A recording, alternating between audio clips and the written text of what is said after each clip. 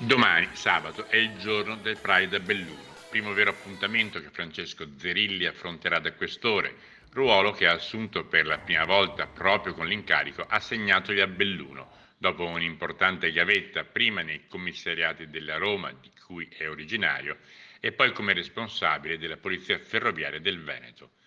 Appuntamento che, peraltro, non ritiene necessiti alcuna azione particolare di prevenzione.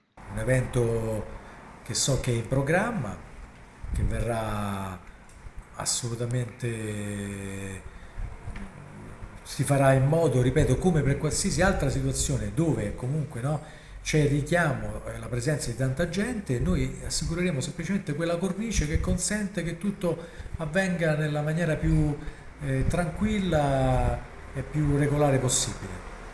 Quindi nessuna attenzione, diciamo, particolare, in nessun modo. Montagna Veneta che si preannuncia quindi come assolutamente inclusiva, come dimostrato ieri in questo senso anche dalla posizione assunta dalla presidente di Confindustria Belluno Dolomiti, Lorraine Berton, primo esempio di mondo confindustriale ad esporsi sul tema.